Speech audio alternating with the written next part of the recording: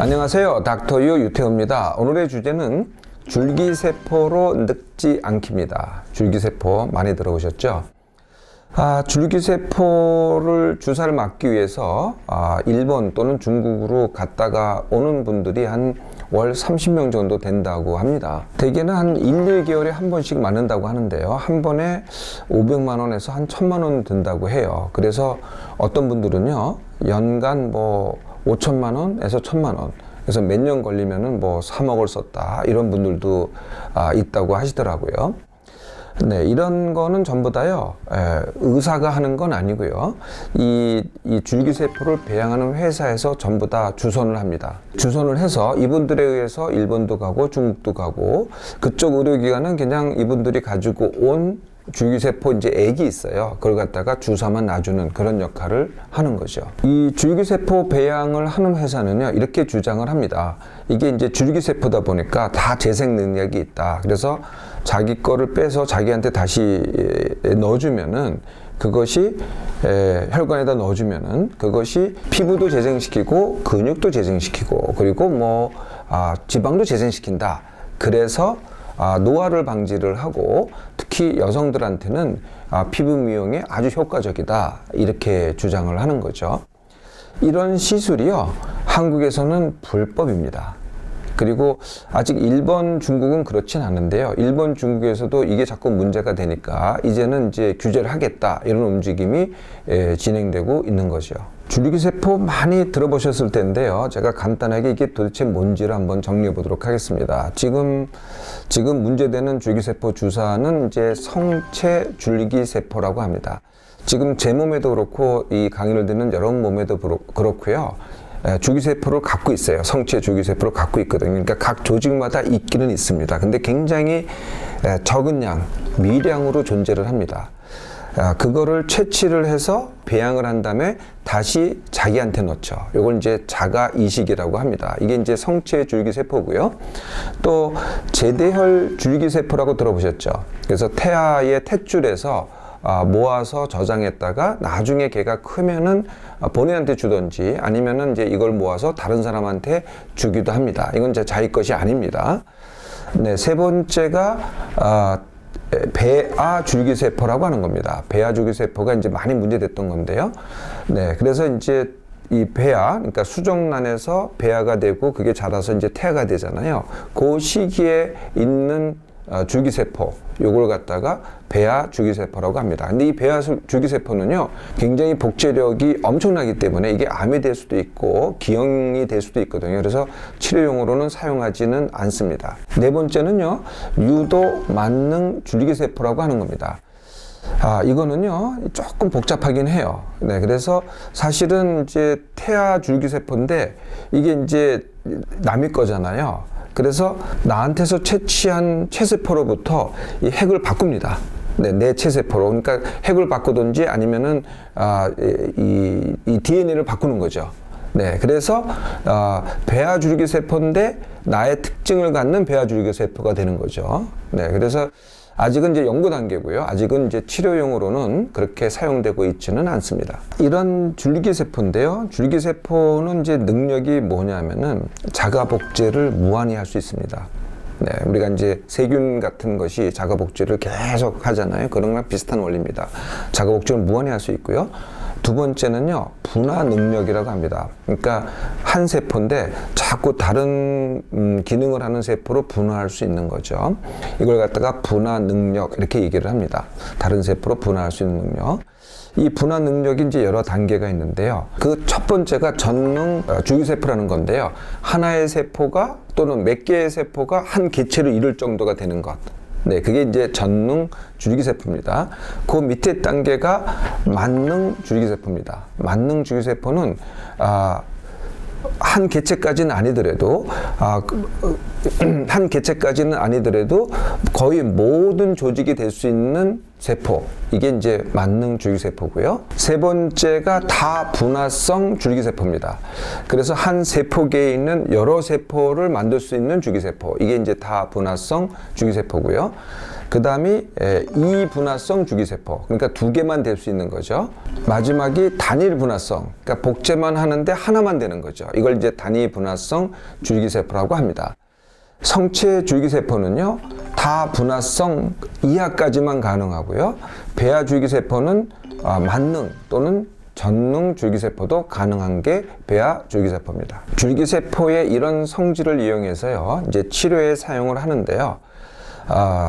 자가 복제 능력 그리고 분화 능력을 사용해서 치료에 사용을 합니다. 가장 잘 알려진 예가 골수 이식입니다.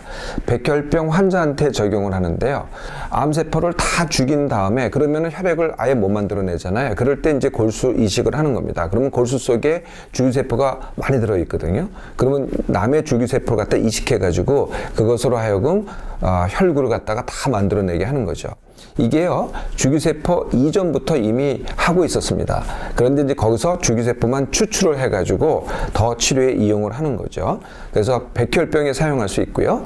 그 다음에 조직이 이제 손상됐을 때 사용하는 거거든요. 뭐 외상을 당했다든지 아니면은 여러 가지 뭐 병에 의해서 손상을 당했을 때 그것을 재생하는 능력, 이게 이제 줄기세포로 가능하다는 겁니다. 현재까지 우리나라에서는 4개의 질병의 치료제가 만들어져 있고 허가되어 있습니다.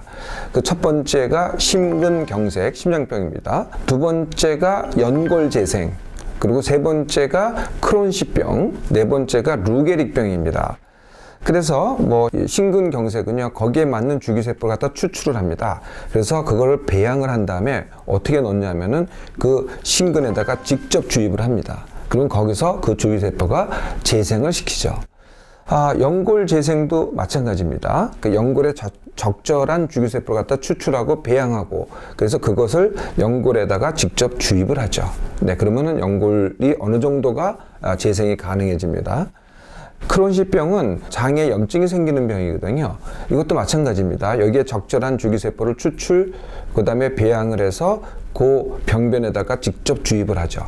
네, 그러면은 그 염증도 막고 손상된 조직을 재생을 시킵니다. 루게릭병은요, 이게 이제 신경의 병이라는 거는 여러분들 잘 알고 계시잖아요. 그래서 여기도 마찬가지입니다. 적절한 줄기세포를 추출 배양을 해서 이건 어디다 주입을 하냐면은 척수나 뇌에다 주입하는 게 아니고요. 척수강에다가 주입을 합니다. 네, 그러면 거기서 작용을 해서 어느 정도의 재생 효과를 보이는 거죠. 그리고 이런 효과에 대해서는요, 이미 반복적으로 연구가 되고 반복적인 연구에 의해서 그 효과와 안정성이 입증이 된 거죠. 그럼 지금 문제가 되고 있는 줄기세포 주사는 어떻게 만들어지는 거냐? 일단 당사자에서 줄기세포를 추출을 하는데요. 대개는 골반, 골수에서 추출하든지 아니면은 혈액에서 추출합니다. 또는 지방 조직에서 추출을 하죠. 지방 조직에 추출하는 건 이제 지방 흡입이 되겠고요. 혈액에서 추출하는 것은 성분 채집법이라고 합니다. 그래서 줄기세포만 걸러내고요. 나머지는 되돌리는 방법으로 이렇게 해서 한 100만 개 정도를 갖다가 줄기세포를 추출해냅니다. 그것을 실험실에서 한 100배 정도 증폭을 시키거든요. 배양을 통해서. 그러면 이제 한 1억 개가 되겠죠. 줄기세포만 따진다면요. 뭐 숫자는 굉장히 많은데요. 그게 이렇게 많은 양이 아니에요. 한 뭐 100cc 많아봐야 그 헌혈을 받잖아요. 네, 그 정도 양의 이제 양이 됩니다. 그걸 가지고 이제 다른 나라로 가는 거죠. 그래서 이제 그걸 다시 혈관 주사로 놓는 거거든요. 이 자체는 굉장히 간단한 겁니다. 혈관 주사 이렇게 어렵지 않잖아요. 링게로 맞는 것보다 더 작죠. 네, 조그만 양을 갖다가 링게로 맞으니까 한 1시간 정도에 간단하게 그것을 다 맞게 됩니다. 제가 이미 말씀드렸던 효과가 입증된 그 4가지 치료제하고 이 줄기세포 주사하고가 뭐가 다를까요?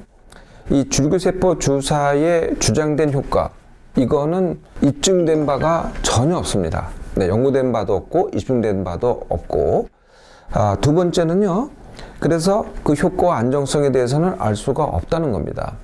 그 주사를 놔주는 그 일본, 중국의 의료기관은요, 주사만 놔줄 뿐이지 그 효과와 안정성을 보장하지 못합니다. 실제로는 사망예가 부작용으로 보고되기도 했습니다. 그 병은요, 폐동맥 색정증이라는 건데요. 폐동맥이 막혔다는 거죠. 네, 그러니까 줄기세포가 가다가 폐동맥을 막아서 사망에 이르렀다는 이런 보고도 있습니다. 연구된 거는 아니지만요. 이 주사를 맞은 분들은 효과가 있다고 보고하는 분들이 있으세요. 네, 그러니까 부작용 나서 이렇게 사망한 예도 있지만은 맞았더니 젊게 느껴진다든지 기력이 난다든지 이런 보고를 하시는 분들이 있거든요. 이거는 뭘까요? 제가 저한테 온 이런 분이 계셨어요. 이분은 연세가 좀 있으신 분인데 한 달 전에 산삼을 3뿌리를 드셨다는 거예요. 산삼 3뿌리. 그래서 제가 넌지시 물어봤죠. 그게 얼마냐 그랬더니 3뿌리에 4천만 원을 줬다는 거예요. 그래서 제가 여쭤봤어요. 어떻게 효과를 좀 보셨습니까? 이렇게 직접적으로 여쭤봤더니 무슨 효과를 보셨습니까? 제가 직접적으로 물어봤어요. 그랬더니 한참 생각을 하시더라고요. 무슨 효과가 있나? 감기에 좀 덜 걸리나? 이렇게 말씀을 하시더라고요. 네, 이걸 무슨 효과라고 하냐면은 기대 효과라고 합니다. 네, 그러니까 내가 많은 비용을 들였잖아요. 그럼 그렇게 기대를 하는 거죠. 이것 때문에 그랬다고. 네, 그래서 좋다고 하는 분들의 효과는 바로 그 진짜 줄기세포 주사의 효과가 아니고요. 기대 효과입니다. 줄기세포로 늙지 않기. 이것은요, 마치 과거에 진시황이 불로초로 늙지 않으려고 했던 것과 같습니다. 진짜 늙지 않는 방법은요, 주사라든지 약, 시술 또는 식품이 아닙니다. 아주 간단합니다. 내 몸만 지나치지 않고 남기기입니다.